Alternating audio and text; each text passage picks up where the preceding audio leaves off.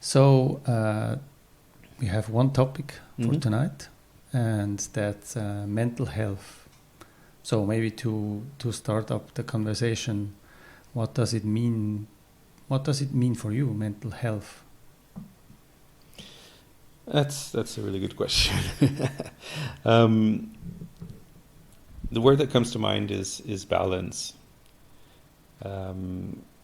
because you know there is no such thing as always being on top of the world, always being happy, always being positive, or always being happy. Without problems, you wouldn't know what happiness is, and so we need the challenges.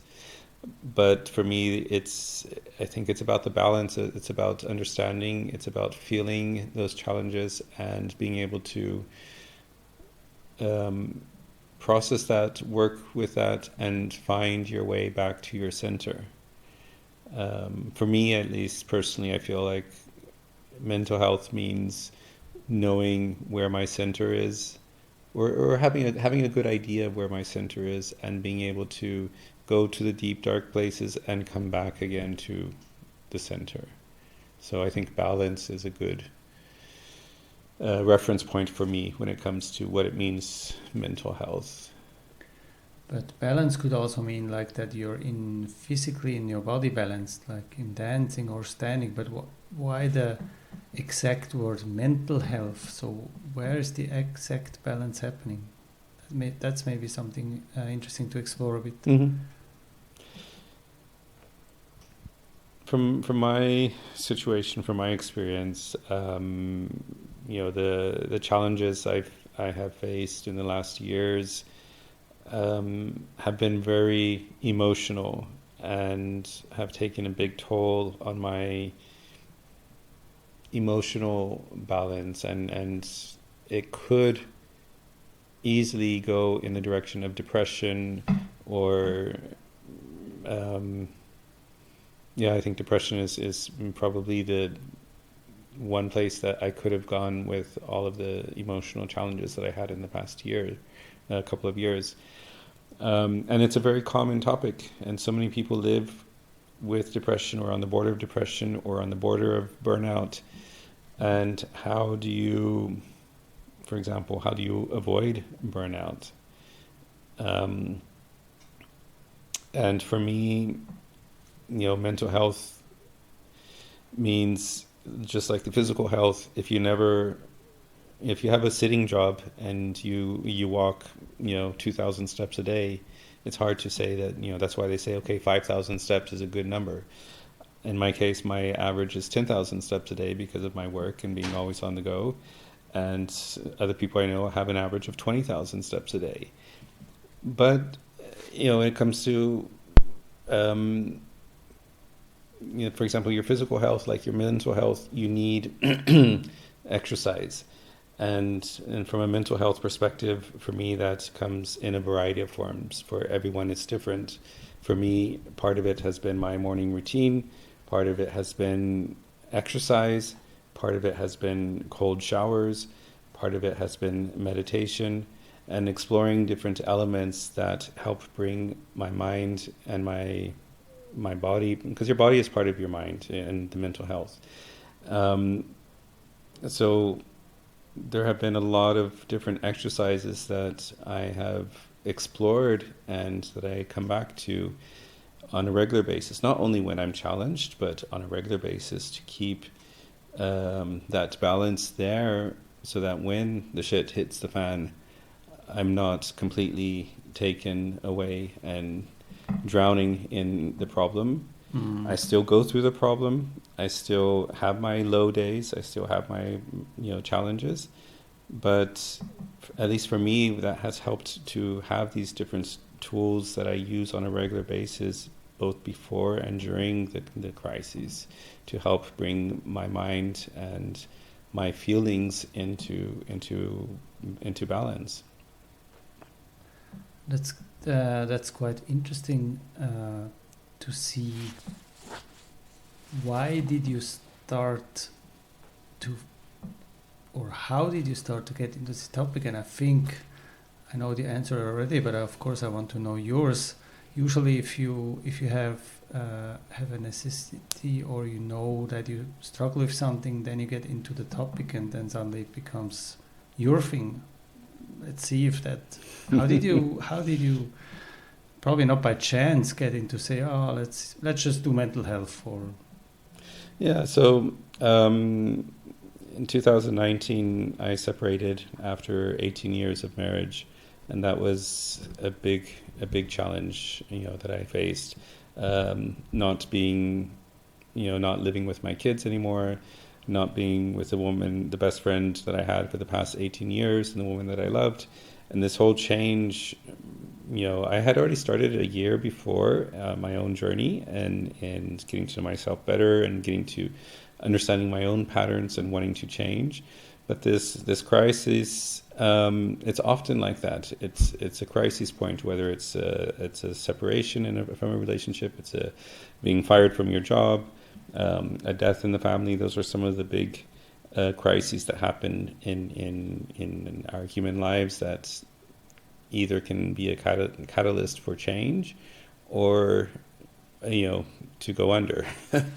In my case, I desperately wanted to change. I wanted to understand myself better. I wanted to be a better dad. Even if from a distance, I wanted to be a better person in relationships. And of course, I've heard that. You hear that from friends, from family, from in the business circles. People go through these kind of challenges all the time. And as I think the first 2-3 years was really more focused on myself and my own process and my own journey.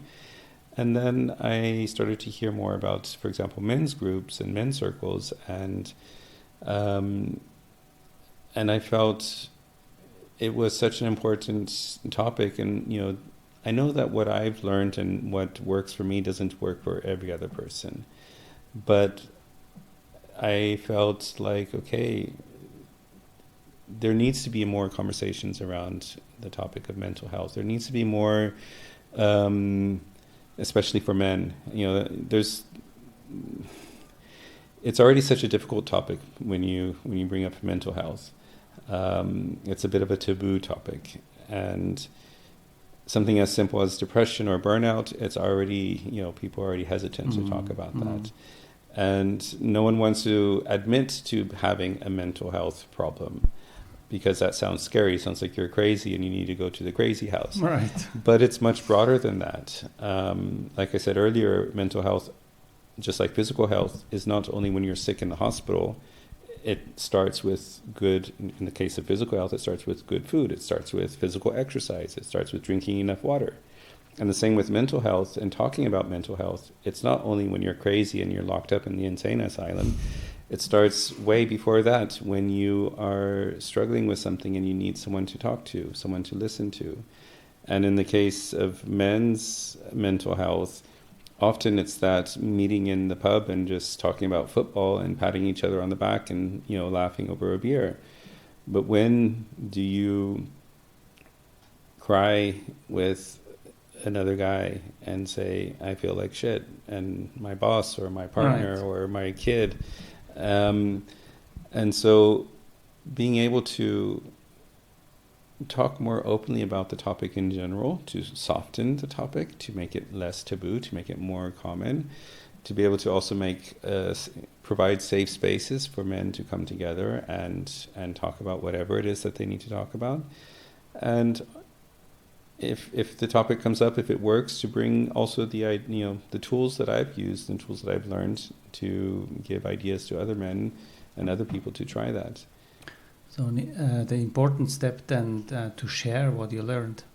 A big part of it is sharing what I've learned, and also the selfish side is for my own benefit, that I have other men to talk to and that I can connect with and that I can feel comfortable with. And by creating that safe space for others, it creates a safe space for myself as well. Yeah, that's interesting.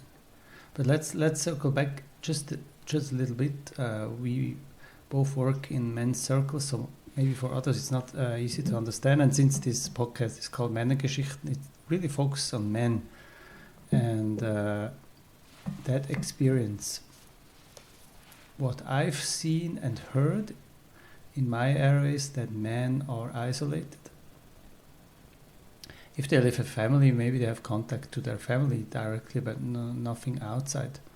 And then, of course, I can understand that they start to struggle if they have problems. If the marriage is going well, if they have a good partnership, then maybe less. But what if not? And these days, it can happen anytime to anyone. Mm-hmm. And then if you don't have, especially men to talk to, I think Yes.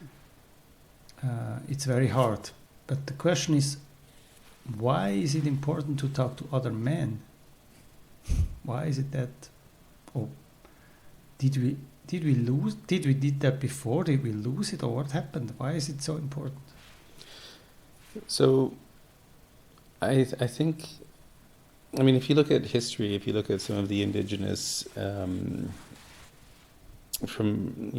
different parts of the world, whether it's in the Middle East, whether it's in Africa, whether it's in South America, men's circles were the common. And I think there's more evidence of that, but it was more common. It's common that the women would sit together and the men would sit together, like in tribes. Exactly.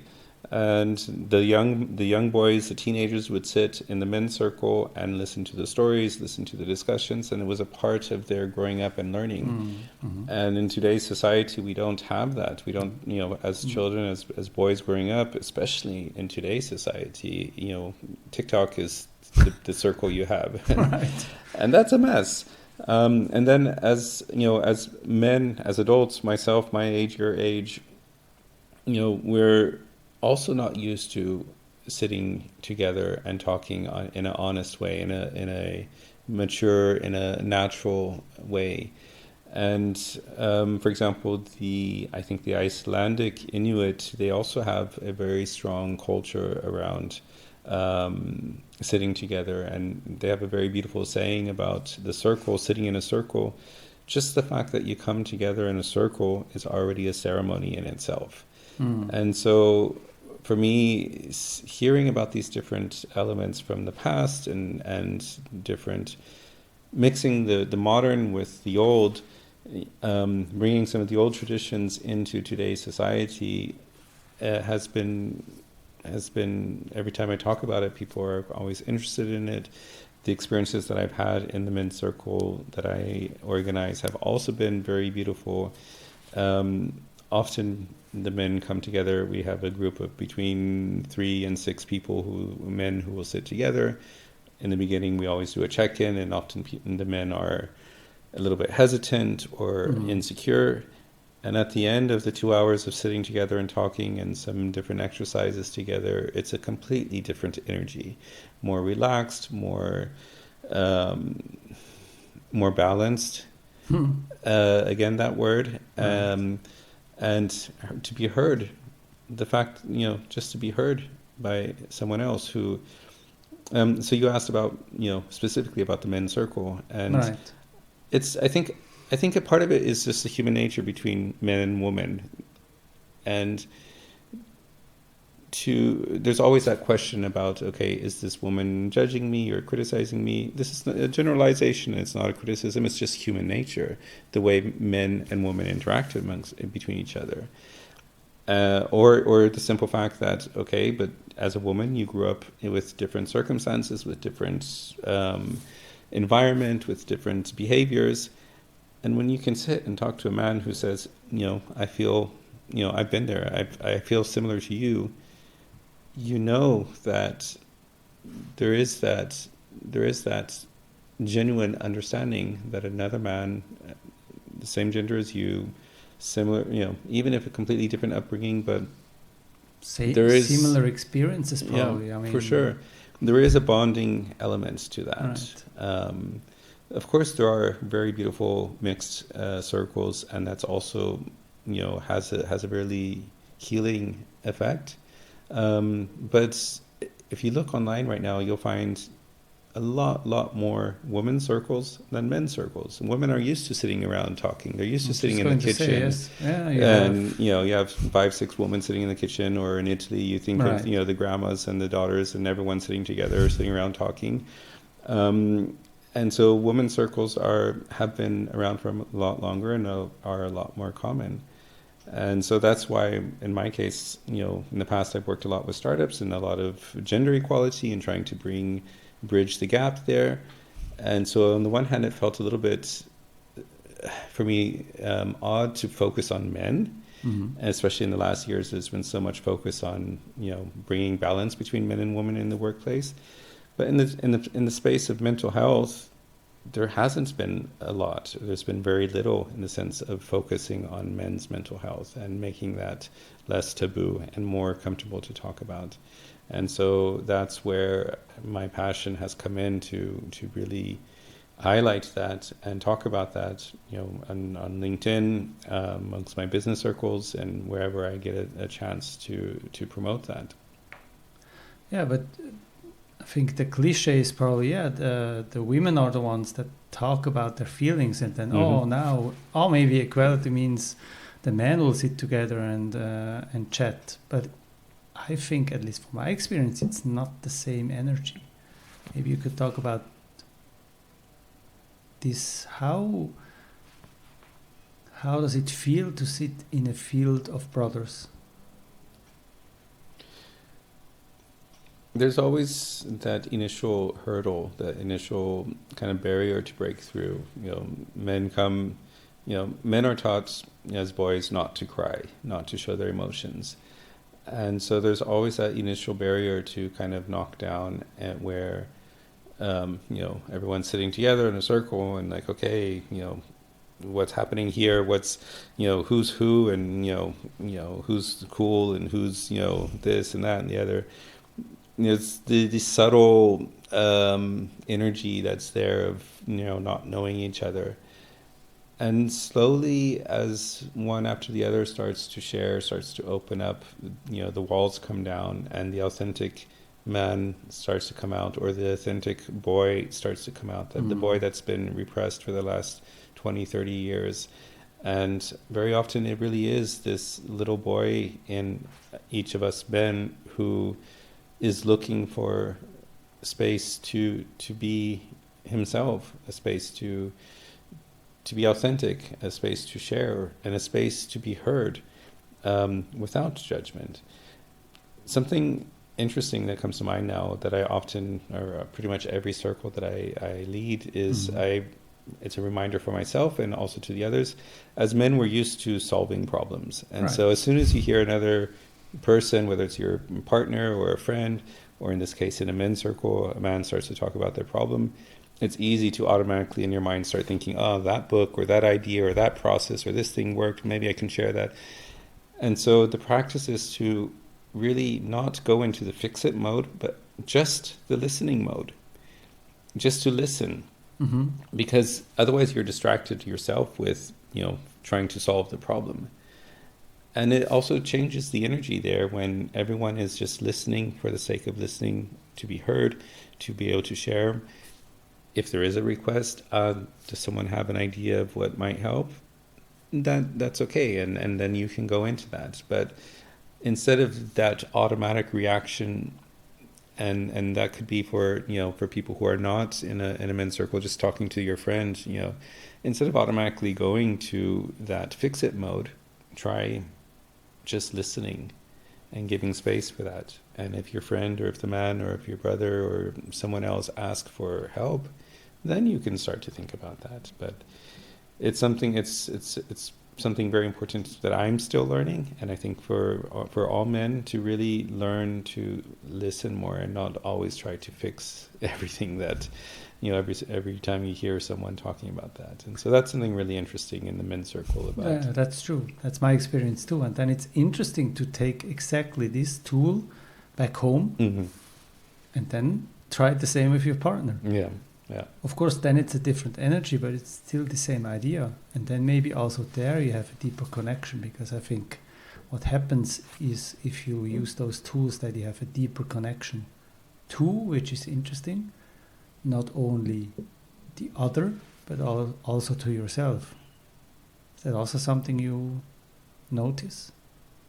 If you come out of a men's circle, that you are more balanced, to put it in your words?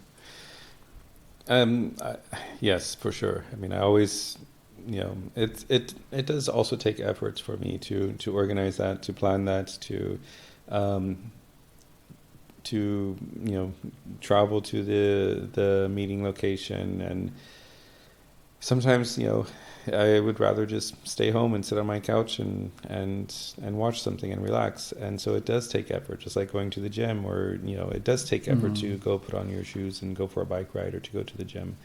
But after that exercise, after going and after holding space and the exchange, and myself also being able to share, I feel inspired by the feedback and the reaction from the others.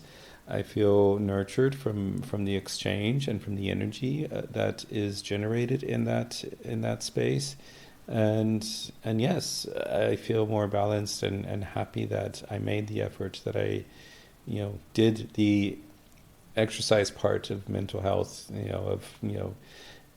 making the efforts to go into a space, to be vulnerable, to share, to listen, to be open to others' needs, and to connect with other men on that authentic level. Because I think also for myself again, I think men these days, if they're in family, I don't think they have many men friends. I think, is that something you see too? I mean, I haven't asked that question very often, but actually there has been a few men over the last year who have come to the men's group specifically with that topic and saying, I have friends together with my partner, with my wife or my girlfriend and our group of friends, but I don't have that many guy friends.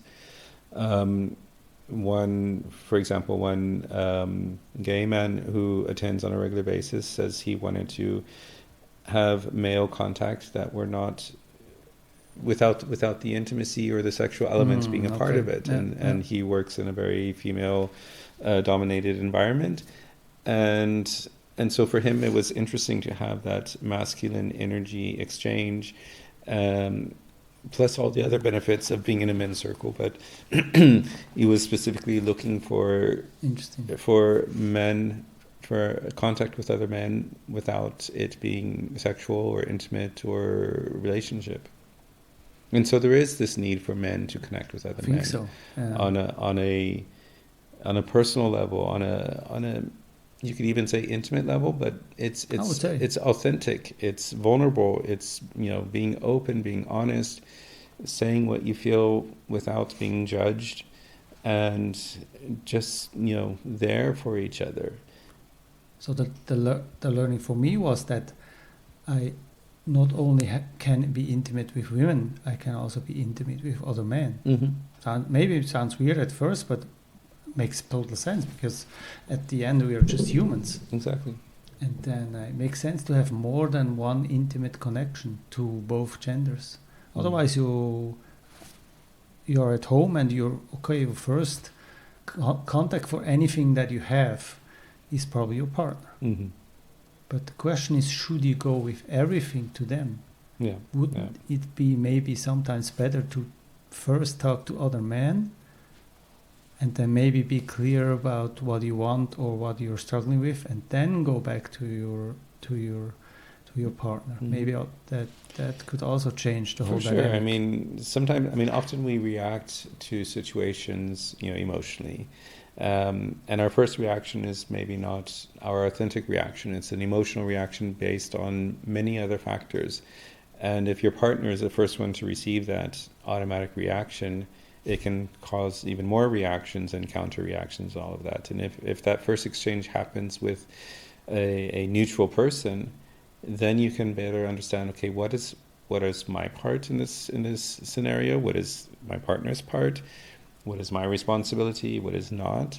What should I share? What should I say, from my side, and not just throw everything out that you're experiencing and reacting on. Right. And for sure that can make a difference in the communication that you have back at home. One thing, just to circle back to what you mentioned about the intimacy, we also had one of a how would you call it, an exercise together in the men's group of, like you said, we were talking earlier about hugging, about actually hugging for more than, half a second. And one man said that besides his father, it was the first time he had hugged another man. That's crazy if you think of it. Yeah. And again, this intimacy in a non-sexual way, just the human touch is so needed. And, to be able to hug another brother, to hug, another man in that manly, masculine energy is so powerful and so needed, just to have that human touch, to understand each other as a man, as a brother, to have that contact. As humans, we are people of contact. We are creatures of contact, and we need that. And it's not wrong to hug for 3 or 5 or 10 seconds someone. It doesn't mean anything. There's so much energy in that, and when you do that in an authentic way, it's really powerful, and it's also liberating to be able to do that. And I know, for some men it's difficult to understand that, to do that, but it is really a beautiful experience. Yeah, that's also my experience, and it's good to widen your comfort zone and then experience new possibilities. Not just like most men, I think these days live in a nuclear family. You have a partner, at least, but maybe you also have kids, and then you have one apartment, probably, mostly, and then that's it. But that's like, if you compare it to, we were talking about it earlier, tribes. Yeah. How many people did you have there? You could go to a lot of people in your tribe to have an exchange instead of just. I think our society is isolated. Very much so. Yeah. We are hyper connected in one way, with all the modern tools, the internet especially, but somehow we are even more isolated, and that's so. Maybe 1,000 years ago we were more connected than now. That's very true. Yeah. And I think that ties directly into mental health. If we have more connections, then I think we have a better balance and a better mental health. So absolutely, I think it's important. So maybe just briefly talk about your offering that you're offering the men in your men's circle. How could one find out more and maybe even join? Yeah, so about a year ago I started. So a year ago there was a lot less men's circles than there are now. It seems to be becoming a little bit more common. There are several that I'm aware of in both English and mostly in German. Since I'm a native English speaker, I was originally attending one in German, and I felt, okay, there's probably enough men who are native English speakers. And when you're talking about more personal or emotional topics, it's so much easier to talk in your native language. And so that's one of the reasons why I wanted to start my own men's circle in English. At the moment, we meet once a month on a Sunday at 5:00, and we meet for 2 hours. Until now, it's been a relatively small circle between 3 and 6 men who come together. And the website, I'm sure you can link it somewhere, but it's Agni, which is Sanskrit for fire, so AGNI, agni.la. That's the website for checking out what we are offering and for signing up for the monthly men's circle.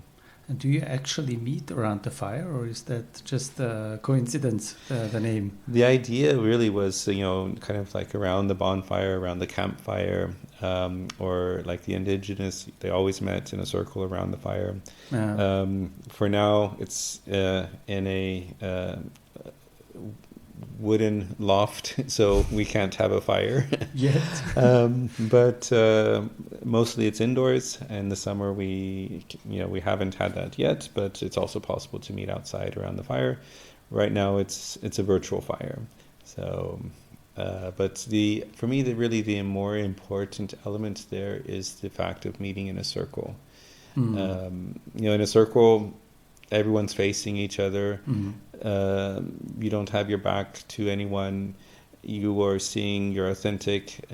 You don't feel left out because everyone is a part of the circle. Right. And so that's really, the circle is a magic factor there.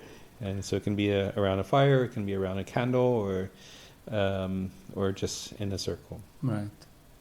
Anything. And as you mentioned, we have, as humans, we have been gathering around fires for forever. Yes. Probably. Yes. Probably since the cave days. Since the first fire was made. The first fire, there was like, oh, okay, let's meet around the fire. And then Yes. probably the next step is, okay, let's start to have a chat. Yes. That's really interesting. And yeah, my experience too, it just creates something to sit and talk. It's great that we have this possibility again.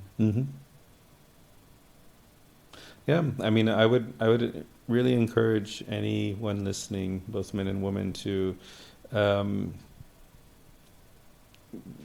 approach this topic with love, with openness, and encourage each other to be a part of that.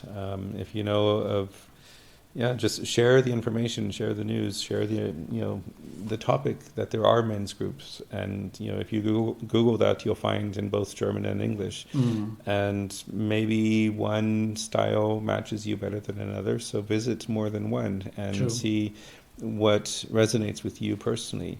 But it's so important. Going to the gym once every 2 or 3 months is not going to do much for your health. Going to the gym, every week already makes a difference. And the same thing with your mental health. Going to a men's group once a year is not going to have that big of an impact. But if you go on a regular basis, it'll change how you understand yourself. It'll change your connection to others. And for sure will bring more balance in your life and in your understanding of yourself and your mind and the way that works, and also being able to share and being able to talk and be heard. So it's really important. Go to the mental gym, basically. Yes, the mental gym. Yeah, also important, not only the other gym. Exactly. Which a lot of people do, and that's fine too, to work on your body, but also work on your mind. Yeah. I think that ties it really well together. Balance the body and the mind, not only the body. So, thank you very much, David. Thank you, Marcus.